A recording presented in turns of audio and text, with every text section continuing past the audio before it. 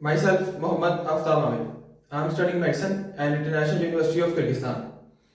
पूरी दुनिया में आजकल एक नई खबर फैली हुई है कि एक नई वबा फैलने का खतरा है, जिसे हम न्यूज़ में सुनते हैं या लोगों से इर्द गिर्द के माहौल से सुनते हैं, जिसे हम कह रहे हैं कि मंकी पॉक्स वायरस। एक वायरस का नाम है मंकी पॉक्स और डिजीज का नाम है मंकी पॉक्स। ये मंकी पॉक्स वायरस से फैलता है। ये पहले भी एक बार 20s में ये वायरस आ चुका है और ये दोबारा फिर फैल रहा है। जैसे कोरोना भी ऐसे ही था, तो कोरोना के बाद ये दूसरी वबा है जिसके फैलने का खतरा है और ये फैल भी रही है एक मिनिमम फिलहाल रेट के साथ, लेकिन इसके फैलने का काफी चांसेस है। इसके बारे में आज हम डिस्कस करेंगे, ये क्या है, इसकी क्या सिम्टम्स हैं, पहले ये किन इलाकों में थी, दुनिया के किस खिते में ये फैल रहा था वायरस, और अब ये क्यों फैल रहा है और इसकी क्या वजूहत है और ट्रीटमेंट क्या है इस चीज का, किस तरह हम इसको फैलने से रोक सकते हैं और खुद को महफूज रख सकते हैं। आज हम ये चीज डिस्कस करेंगे।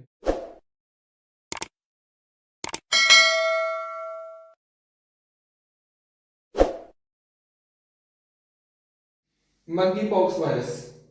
पॉक्स एक वायरस की किस्म है, पॉक्स वायरसेस कहते हैं उन्हें, तो उस क्लास से ये बिलोंग करता है। उसके बारे में सबसे पहले मैं ओवरव्यू देता हूँ इस वायरस के बारे में। वायरस क्या, जो आरएनए स्ट्रैंडेड होती है, डीएनए स्ट्रैंडेड होते हैं। ये double stranded DNA zoonotic virus है। जूनोटिक वायरस वो वाले होते हैं जो कि जानवरों से इंसानों में फैलते हैं, इंसानों से जानवर में फैलने वाले या जानवरों से इंसानों में फैलने वाले, उन्हें जूनोटिक वायरस कहते हैं। और ये डबल स्ट्रैंडेड डीएनए वायरस है। डीएनए के दो स्ट्रैंड है इसके अंदर। इसकी जो जीनस है वो है ऑर्थोपॉक्स वायरस। जैसा कि मैंने बताया, ये पॉक्स वायरस फैमिली से बिलोंग करता है। इनकी जीनस है ऑर्थोपॉक्स वायरस और ये किस फैमिली में बिलोंग करता है, पॉक्सविरिडी। पॉक्सविरिडी इसकी फैमिली है। ये कंटैगियस वायरस है। कंटैगियस वायरस का मतलब ये होता है कि ये पर्सन टू पर्सन फैलता है। इन कॉन्टैक्ट जब आप किसी पर्सन, ऐसे पर्सन के साथ आते हैं जिसे ये वायरस हो, जैसे कोरोना वायरस था, कह रहे थे कि उन्हें आइसोलेट कर दें, उनके पास कोई ना जाए, ऐसे ये वायरस भी है। वो भी कंटैगियस था, ये भी कंटैगियस वायरस है। जैसे कि आप किसी पर्सन के पास जाते हैं, उसने हाथ को वायरसेस के लगे हो उन्हें, तो उसने किसी चीज को टच किया, आपने उस चीज को आपने उस चीज को टच कर दिया, तो इन कॉन्टैक्ट आप आ गए, आपको वायरस हो सकता है। उसके अलावा वो उसकी छींक करने से उसके हाथ पे वायरस लगता है, या मुंह से ड्रॉपलेट्स आते हैं, सांस लेने से, हवा से, डिफरेंट वेज है इसके। हाथों पे जो छाले बनते हैं, छालों के अंदर जो पानी बनता है, उन पानी के थ्रू भी ये वायरस फैल सकता है। तो ये इसलिए इसे कंटैगियस वायरस का क्या है, ये इसके फैलने के इस तरह ये फैल सकता है, यानी कि। उसके अलावा इसका जो डेथ रेट है फिल वक्त दुनिया में, उससे पहले भी जो था, जब ये पहले 90s में 20s में आया था, 1970 में ये साउथ अफ्रीका या अफ्रीकन कंट्रीज में ये फैलना स्टार्ट हुआ था। ये मंकी से फैल रहा था ये असल में। तो जैसे कि जूनोटिक है, ये एनिमल से ह्यूमन में आता है। वो लोग जो बंदरों के साथ जिनका ज्यादा कांटेक्ट था, जंगलों में रहने वाले लोग जानवरों के साथ बहुत ज्यादा होते हैं, क्योंकि वो शहरी वादी में तो नहीं रह रहे होते जहाँ पे सिर्फ इंसान ही है, बाकी जंगलों में तो जानवर होते हैं। तो वो बंदरों के साथ बड़ा कांटेक्ट था उनका, इस वजह से बंदरों से फैलना स्टार्ट हुआ। एग्जैक्ट वजह बंदरों में किस तरह आया ये अननोन है आज भी, लेकिन तब ये फैलना स्टार्ट हुआ, लोग मरे, फिर आहिस्ता आहिस्ता इसके ऊपर स्टडी हुई, फिर वैक्सीन बनी, फिर इसका रेट कम हो गया, लेकिन अब ये फिर फैल रहा है। समझ लें कि उस वायरस ने अपने आप को मॉडिफाई किया है और अब ये इंसानों में फिर फैलना स्टार्ट हो गया है। और ये बंदरों से आ रहा है या कहाँ से आ रहा है, इसका भी सोर्स नहीं पता, क्योंकि अभी ये तकरीबन ये रिसेंट मंथ में ही इसके केसेस आए हैं और पूरी दुनिया में इस वक्त 200 से ज्यादा केसेस हो चुके हैं। डेथ रेट इसका उस वक्त भी तकरीबन था 5 से 10% और इस वक्त भी 10 से 15% इसका डेथ रेट है दुनिया में करता है। तो 1970 में जैसे मैंने बताया कि अफ्रीकन कंट्रीज में था, अब ये अमेरिका में, कनाडा में, यूरोप में और पाकिस्तान में इसके केसेस अब बढ़ रहे हैं, तो आने स्टार्ट हो गए हैं इसके केसेस। उसके अलावा जैसे जैसे ये केसेस बढ़ेंगे तो कोरोना वाला सीन होता जाएगा कि इसको प्रिवेंट करने के लिए जो भी हम इकदाम कर रहे थे, अगर बहुत ज्यादा हालत खराब होती है तो लॉकडाउन हो रहा था। उसके अलावा मुल्कों ने आपस में राब्ते बंद कर दिए थे, फ्लाइट्स बंद हो गई थी, बहुत ज्यादा डिस्टर्बेंसेस जो भी हुई थी, लोगों को इस चीज का पहले से अवेयरनेस हो चुकी है, अगर ये बढ़ता है तो क्या क्या हो सकता है और किस तरह लोग इफेक्ट होंगे। लोगों आपको, आपकी आंखों के सामने से लोग मरे थे। तो उस हिसाब से हम इसके सिम्टम्स डिस्कस करते हैं। सबसे पहले नॉर्मली इनिशियल फेज में जब ये वायरस किसी को होता है तो फीवर होता है, नॉर्मली हेडेक है, मसल पेन है, आपके मसल्स में दर्द है, जोड़ों में दर्द है। उसके अलावा enlarge lymph nodes. Lymph nodes हमारी बॉडी में, ओवरऑल हर इंसान की बॉडी में सैकड़ों की तादाद में है।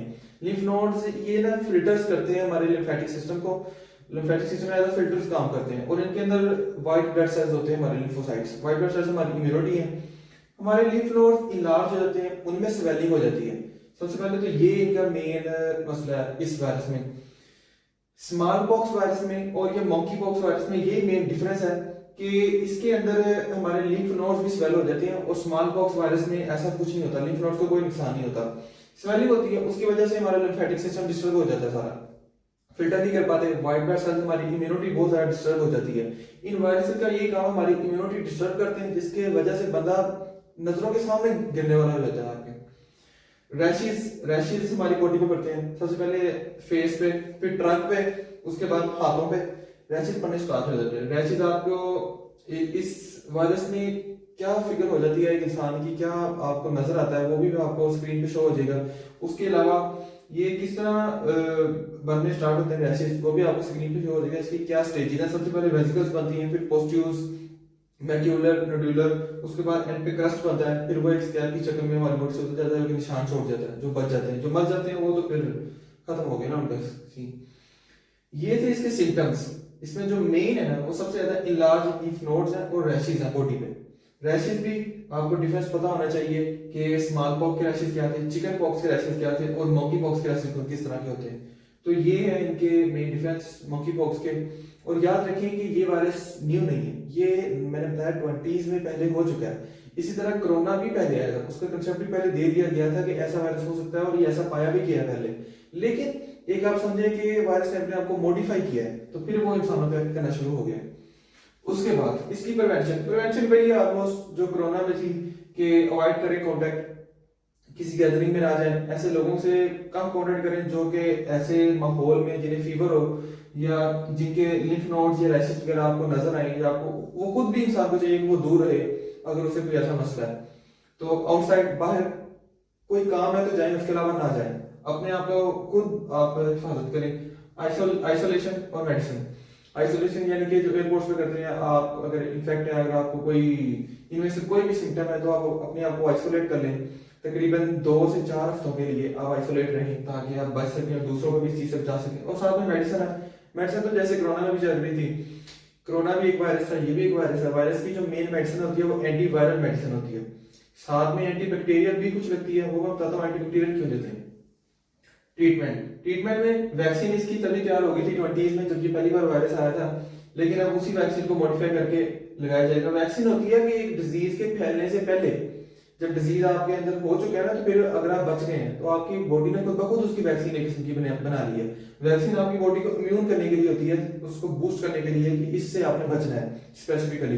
लेकिन जब आपको हो चुका है तब वैक्सीन काम नहीं आती। वैक्सीन होती है जिसको पहले नहीं हुआ उसको आप लगाएंगे, फिर वो बचेगा खुद ब खुद, अगर वैक्सीन अच्छी है तो। लेकिन अगर आपको हो चुका है, पूरी दुनिया में फैल चुका है, तो वैक्सीन एज अ बूस्टर काम करेगी, वो भी लिटिल बिट 20 से 15% आपको बचाएगी, लेकिन असल आपकी इम्यूनिटी है जो आपको बचाएगी। इसके अंदर है जो सबसे ज्यादा छोटे बच्चे हैं, प्रेग्नेंट वुमेन है, जिनकी इम्यूनिटी कमजोर है, वो लोग ज्यादा इफेक्ट होते हैं हमेशा वायरस से या किसी भी बैक्टीरियल इन्फेक्शन से।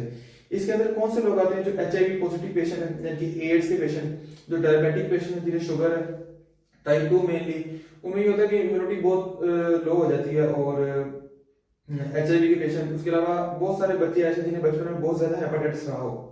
हेपेटाइटिस भी वायरस है, हेपेटाइटिस ज्यादा रहने से उनकी इम्यूनिटी बहुत ज्यादा वीक हो जाती है, तो उस हिसाब से उन्हें भी इसके ज्यादा होने का खतरा होता है। इन लोगों की इम्यूनिटी लो होती है, सारी जिंदगी लो रहती है, जिनको बचपन से कोई मसला हो गया, जिन्हें बड़े हो गए इस तरह की डिजीज लगी हो जो उन्हें अंदर से खा रही हो।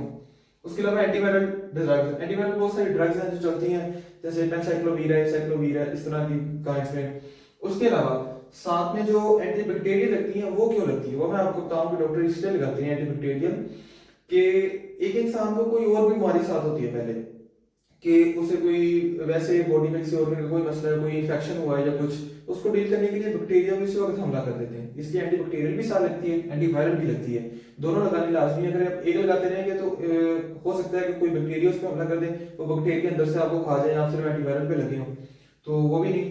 इसके अलावा इम्यून बूस्टर्स ऐसे वैक्सीन में काम करते हैं। इम्यून बूस्टर्स जैसे वैक्सीन ही कह रहे हैं कि बूस्टर वैक्सीन लगाएं ताकि आपका इम्यून सिस्टम बूस्ट हो सके, आप इससे बच जाए इस वायरस से कम से कम।